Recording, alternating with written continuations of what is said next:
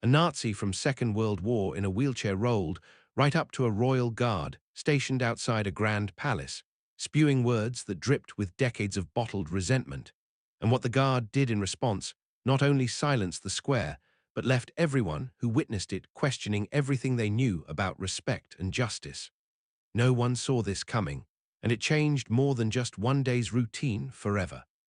The sun had barely peeked through the towering spires of the palace on that brisk afternoon, casting long, sharp shadows across the stone courtyard. Tourists from around the globe had gathered there, chattering in a multitude of languages while snapping endless selfies and group shots.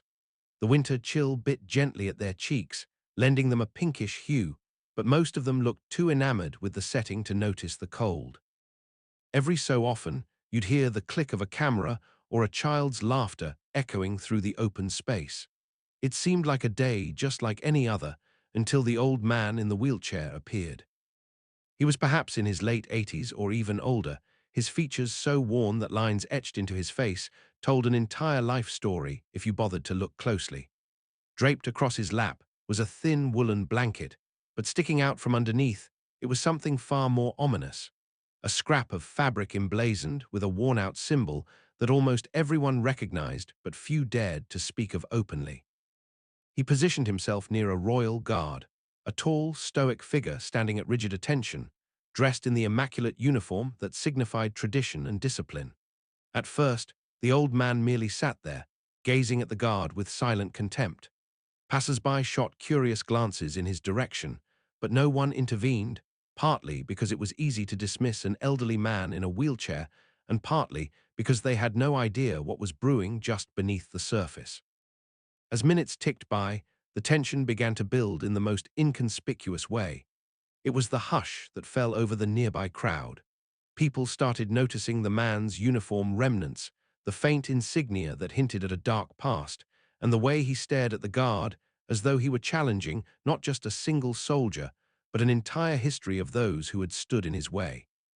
A few tourists even tried to move closer, stepping gingerly, phones at the ready, uncertain if this was some bizarre performance or an unexpected confrontation about to unfold. The guard, for his part, remained perfectly still, as tradition demanded, eyes staring straight ahead without the slightest quiver or flicker.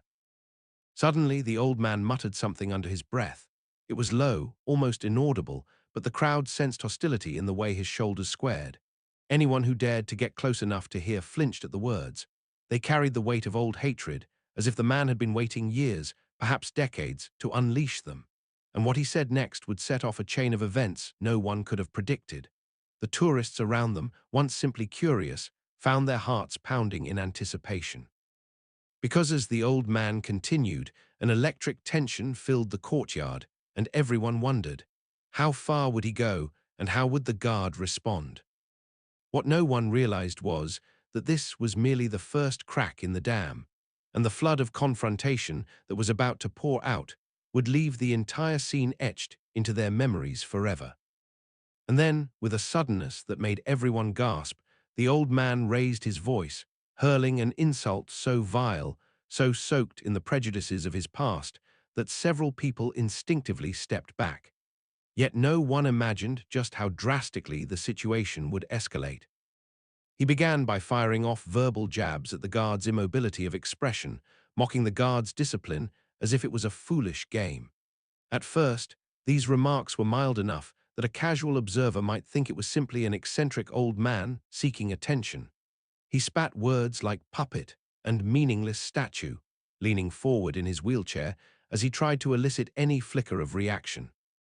The crowd stood at a distance, and some raised their phones to record videos, perhaps hoping to catch a comedic or unexpected moment.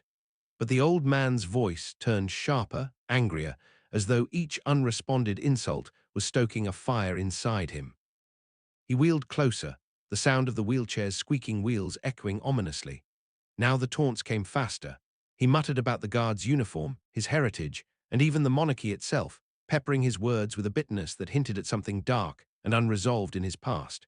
He made snide references to conflicts gone by, wars fought and lost, weaving half-coherent jabs at the crown. Tourists started glancing at one another, unsure if they should intervene or alert security. The guard, trained to remain perfectly still under all manner of provocation, did nothing until the old man decided that words were no longer enough. In a sudden burst of malice, the wheelchair-bound man reached out and struck the guard's polished shoe with his cane. It wasn't a strong hit, given his age, but it carried a symbolic weight. The crowd watched, hearts pounding. You could almost hear the tension thickening in the air. The guard, stoic as ever, continued to stare straight ahead, but a faint muscle twitched along his jawline, though it was so subtle that only those paying very close attention noticed it. The old man, sensing he was getting nowhere fast, suddenly spat on the ground near the guard's feet. A collective gasp tore through the onlookers. Several people in the front row grimaced, and a few even stepped forward with the intention of pulling the old man back. But before they could, the man's next words cut through the chilled air like a blade. "I've seen your kind before, and I've watched them fall." Nobody could ignore the venom in his tone. This was no casual disrespect. It was personal, rooted in the twisted ideology he had served so long ago.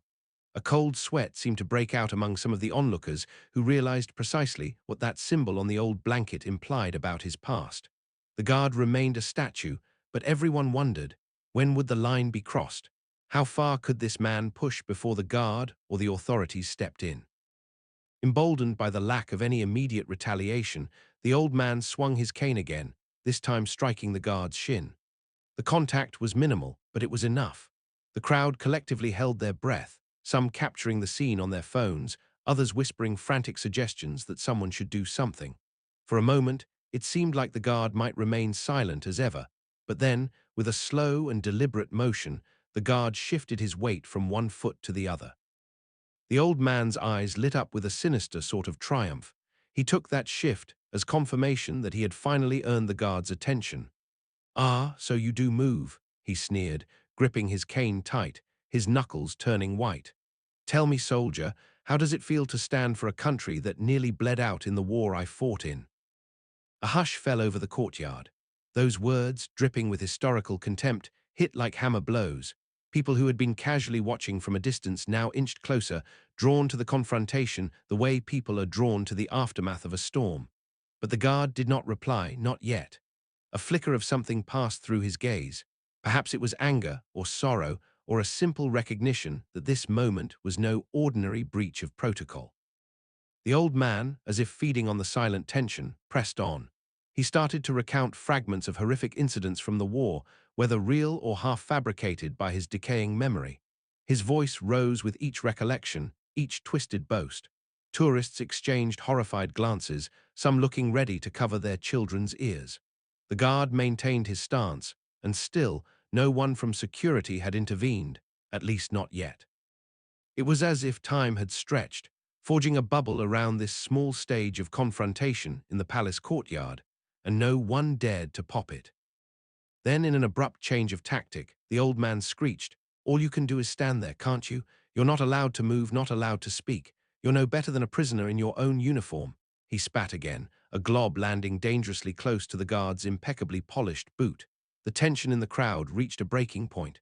You could sense the moral dilemma swirling. Should they rush to defend the guard, or was it not their place? Where was palace security? And how long could this guard maintain his composure? The old man, his voice growing raspy from shouting, raised a shaking finger in the guard's face. It hovered inches from the guard's nose, a final insult in a barrage of hatred. Still, the guard did not flinch. But there was a slight tremor in the guard's posture now, an imperceptible shift that hinted that he too was battling emotions behind that stoic facade.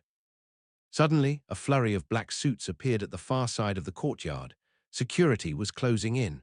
Perhaps the watchful cameras around the palace grounds had picked up on the escalating confrontation. The crowd began to murmur with relief, though a wave of uneasy excitement rippled through them. Was this about to end with the old man dragged away, cursing and shouting the entire time? Or was there something more dramatic that would unfold before security reached him? And in that moment, the old man made a final decision, one that would change everything. He lifted his cane, brandishing it in a way that suggested he might actually strike the guard's torso. He shouted words full of vitriol, full of the old hatred that had consumed him all his life. The guard's jaw tightened visibly, and the tension in the crowd reached a fever pitch. Then, just as the cane began to descend, the guard, in a single fluid motion, stepped to the side and gripped the cane in midair. For a split second, time seemed frozen. The old man's eyes went wide with surprise, and everyone watching felt their breath catch in their throats. Because this moment was more than just an act of defense, it was a statement, a signal that the guard had reached his limit. And the next few seconds would deliver a reckoning unlike anything this courtyard had seen in years. In the blink of an eye, the guard used the old man's own momentum to gently but firmly force the cane downward until it tapped against the armrest of the wheelchair. The guard's voice, steady and controlled, cut through the air. "That's enough." A wave of collective shock rippled through the crowd. This was the first time anyone there had heard the guard speak, something he was ordinarily forbidden from doing while on duty. And yet, there was no question in anyone's mind. This was necessary. The old man let out a strangled noise, somewhere between a gasp and a growl. The guard's gloved hand remained on the cane, preventing him from raising it again. "Stand down, sir," the guard said, his tone even yet commanding. "You have violated the sanctity of this post." At that moment, palace security finally reached them, but they didn't immediately yank the old man away. They paused, almost reverently, as if to let the guard handle this in the disciplined manner for which he'd been trained. And in that stillness, you could hear the old man's ragged breathing. His face was contorted with a swirl of emotions: surprise, fear, anger, and something else that might have been the faintest hint of shame. A security officer gently approached the wheelchair, placing a hand on the old man's shoulder. The old man jerked away, still clutching the cane, as if determined to have the last word. "You think you can silence me?" he spat, glaring not just at the guard, but at the entire crowd, as though they were all complicit in some grand betrayal. The guard released the cane and resumed his upright stance, feet planted firmly, eyes staring ahead once more. He did not say another word, nor did he so much as glance at the old man. And yet, his mere presence spoke volumes. The old man, sensing that his attempt at provocation had reached its peak, let out a bitter laugh that echoed unnervingly across the courtyard. "Mark my words," he hissed. "What you stand for will crumble, just like everything else." But just as he was about to continue his tirade, the security officer gently but firmly removed the cane from his grasp, pressing a quiet command into the old man's ear. The wheelchair spun around with the officer's assistance, and in that final rotation, the old man's eyes met the guard's one last time. There was fury there, yes, but also a deep and unsettling sadness, as though he realized in that split second that his decades-old rage had no real target left. No war to fight, no country to conquer, only a silent guard who refused to be goaded by the ghosts of the past. The crowd erupted with applause as security began to wheel him away, but there was an undercurrent of palpable shock. Phones were lifted high, capturing the entire exchange. People were talking rapidly, some voicing relief that the situation ended without further violence, others still shaking their heads in disbelief at the old man's hateful words. And at the center of it all, the guard stood quietly, returning to his official stance as if nothing had happened. Yet it was clear to anyone paying attention that something profound had just taken place, an unexpected stand against a remnant of a hateful era. As the old man disappeared into a side passage with security, the crowd parted to allow them through. A few people tried to inquire about the man, but the officers offered no details, simply stating that the matter was under control. Rumors began to spread. Some claimed he was a former high-ranking officer in a defunct regime. Others said he had escaped trial decades ago. Still others speculated that he might be senile, unaware of the gravity of his words.